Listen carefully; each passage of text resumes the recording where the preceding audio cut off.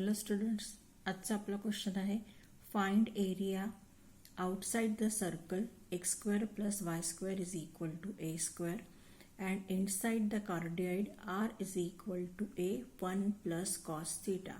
हा कॉर्डियॉइड आपण आधीच्या एक्झाम्पलमध्ये पण यूज केलेला आहे. R is equal to A 1 plus cos theta म्हणजेच वाय ॲक्सिसवर घ्यायचा आहे डिस्टन्स ए, पॉझिटिव्ह एक्स ॲक्सिसवर डिस्टन्स घ्यायचे 2a आणि हा असा कर्व ड्रॉ करायचा आहे. तुम्ही ट्रेसिंग ऑफ कर्व्सचे रूल्स पोलर कर्व्सचे यूज करूनही फाइंड आउट करू शकता, पण त्याला वेळ लागतो आणि हे काही कर्व्स असे आहेत जे लक्षात ठेवले तर तुम्हाला पटकन ड्रॉ करता येतात. हे तुम्हाला खूप ठिकाणी यूज करायचे आहेत. ठीक आहे. आणि ज्या वेळेला तुम्ही हा पोलर कर्व ड्रॉ करणार, एक्स ॲक्सिसला म्हणायचे थीटा इक्वल टू 0 कारण इथे अँगल 0 असणार आहे. Y axis positive Y axis is theta is equal to π/2. Negative X axis is theta equal to pi and negative Y axis is theta equal to 3π/2.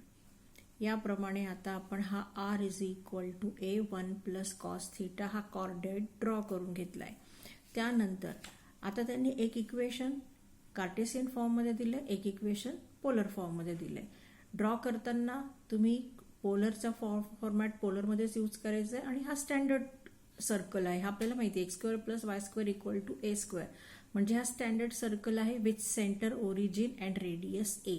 लक्षात घ्या, ज्या वेळेला तुम्ही कार्डियॉइड ड्रॉ करता त्यावेळेला वाय ॲक्सिसवर डिस्टन्स आहे ए आणि तुमच्या सर्कलचा रेडियस सुद्धा ए आहे. म्हणजे आधी हा आपण सर्कल ड्रॉ केला विथ रेडियस ए आणि हा आहे तुमचा कार्डियॉइड. बरोबर आहे. आता आपल्याला काय हवं आहे, find area outside the circle. या सर्कलच्या बाहेरचा एरिया अँड इनसाइड द कॉर्डियॉइड, कॉर्डियॉइडच्या आतला एरिया म्हणजे हा एवढा एरिया आपल्याला कॅल्क्युलेट करायचा आहे.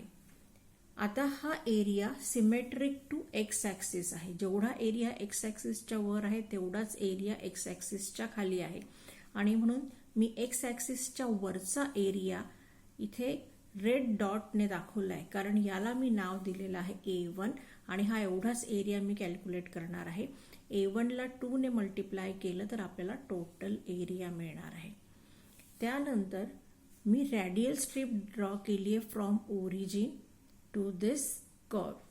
ही रॅडियल स्ट्रीप ड्रॉ केल्यानंतर आपल्याला रॅडियल स्ट्रीप यूज करून लिमिट कॅल्क्युलेट करायचे आहेत. रॅडियल स्ट्रीपचे लोअर एंड आणि अप्पर एंड आपल्याला आरचे लिमिट्स देणार आहेत. रेडियस कारण इथे आहे रेडियस 0, इथे असेल 1, इथे असेल 2, इथपर्यंत आहे ए. ठीक आहे. या पद्धतीने आपल्याला रेडियसचं व्हेरिएशन मिळणार आहे आणि हा पूर्ण एरिया कव्हर करण्यासाठी आपल्याला ही रॅडियल स्ट्रीप एक्स ॲक्सिसवर आणायची आहे आणि मग त्याला रोटेट करत वाय पर्यंत जायचे. जेव्हा तुम्ही ही रॅडियल स्ट्रीप रोटेट करणार म्हणजे तुमचा अँगल चेंज होणार आहे. ज्या वेळेला एक्स ॲक्सिसवर रॅडियल स्ट्रीप असेल त्यावेळेला अँगल थीटाची व्हॅल्यू असणार आहे 0. तुम्ही वाय ॲक्सिसपर्यंत गेला तर थीटा इक्वल टू π/2. त्याच्या पुढे जाण्याची गरज नाही कारण तुमचा एरिया याच साईडला एवढा. ठीक आहे. मग आता रॅडियल स्ट्रीप तर मी कन्सिडर केली, पण from origin to this point इथपर्यंतचा एरिया आपल्याला कॅल्क्युलेट करायचा आहे का, नाही. आणि म्हणून जिथे डॉटेड आपला रिजन आहे तो शेडेड रिजनच आपल्याला कन्सिडर करायचा आहे आणि म्हणून तुमची रॅडियल स्ट्रीपचे लिमिट्स या एंडपासून सुरू होतात. आता रॅडियल स्ट्रीप आपला एरिया इथून सुरू होतं आणि इथे ॲक्च्युली आरची व्हॅल्यू काय, हा आहे रेडियस ऑफ द सर्कल म्हणजे इथे आरची व्हॅल्यू काय आहे A. So lower limit of R is A and upper limit radial स्ट्रीपचा अप्पर एंड कुठे आहे, या कर्ववर आहे आणि हा कर्व कुठला आहे, R is equal to A1 plus cos theta. बरोबर आहे. म्हणजे आपल्याला आरचे लोअर लिमिट मिळालेत A to A1 plus cos theta आणि थीटाचे लिमिट्स आपल्याला मिळाले 0 टू π/2. ठीक आहे. मग आपण लिहिलेलं आहे required area A is equal to 2A1 and A is equal to A1 म्हणजेच काय आहे, double integration R D theta. Limits थीटाचे 0 to theta equal to π/2.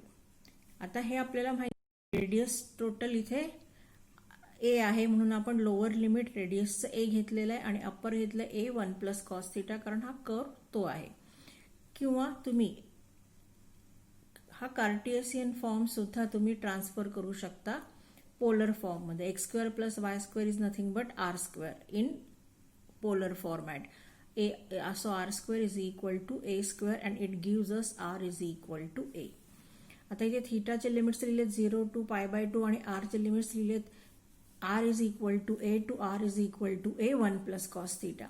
थीटाचे limits तर कॉन्स्टंट आहेत पण r चे लिमिट्स आहेत व्हेरिएबलमध्ये. r चे लिमिट्स थीटा या व्हेरिएबलमध्ये आहे म्हणजे ऑर्डर ऑफ इंटिग्रेशन आहे with respect to r first. ठीक आहे.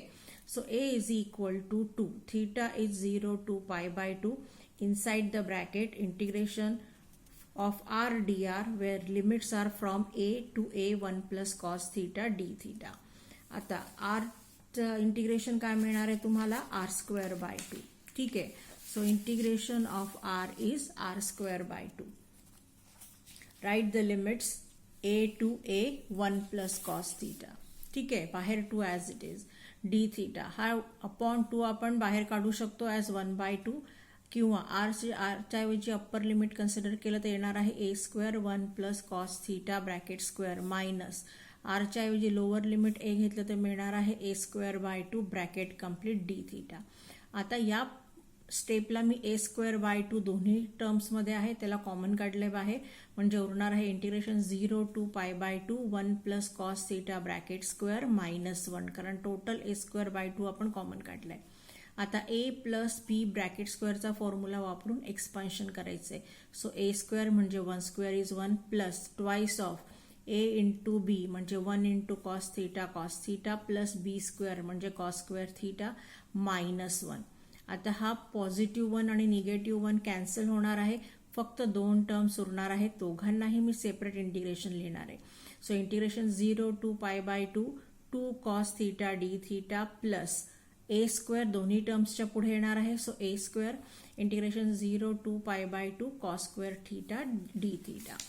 आता कॉस थीटाचं इंटिग्रेशन बेसिक फॉर्म्युला आहे. कॉस स्क्वेअर थीटाच्या इंटिग्रेशनसाठी आपण रिडक्शन फॉर्म्युला वापरणार आहोत. अदरवाईज आपल्याला इथे कॉस स्क्वेअर थीटाचा डायरेक्ट फॉर्म्युला अवेलेबल नाही. आपल्याला ट्रिग्नोमेट्रिक ट्रान्सफॉर्मेशन वापरावं लागेल आणि ते थोडं लेंदी होईल आणि म्हणून आपण रिडक्शन फॉर्म्युला वापरतोय. So integration 0 to π/2 cos raise to N theta D theta that is equal to कॉसची पॉवर आहे एन आणि लिमिट्स आहेत इंटिग्रेशनचे 0 to π/2 फिक्स. हे लक्षात ठेवायचे. फर्स्ट टर्म काय येणार आहे इथे इंडेक्स आहे एन तर N -1 upon N he first term fix.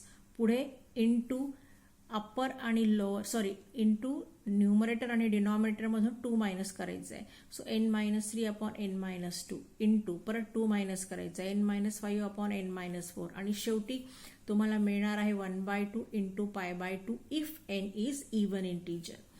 And same starting n-1 upon n into 2 minus करत पुढे जायचंय. सो n-3 upon n-2 into n-5 upon n-4 dot dot dot 2/3 into 1 if n is odd. हा formula लिहिण्याची गरज नाही. लक्षात असेल तर तुम्ही डायरेक्ट यूज करू शकता. So a is equal to इथे 2 बाहेर काढलाय म्हणजे 2a square integration of cos theta is sine theta 0 to π/2 plus हा a square as it is आणि कॉस स्क्वेअरसाठी हा फॉर्मॅट n-1 अपॉन n.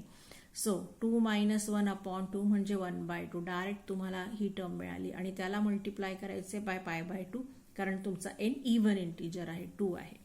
ठीक आहे. मग आता थीटाच्या ऐवजी अप्पर लिमिट साइन π/2 मायनस थीटाच्या ऐवजी lower limit sine 0 plus a square π/4. ठीक आहे. साइन π/2 ची व्हॅल्यू काय असते 1 आणि साइन 0 इज 0 म्हणजे मिळणार आहे आपल्याला फर्स्ट टर्म फक्त 2a स्क्वेअर आणि इथे मिळणार आहे a square π/4. In general a square आपण कॉमन काढू शकतो म्हणजे उरणार आहे 2 plus π/4 and this is our final answer.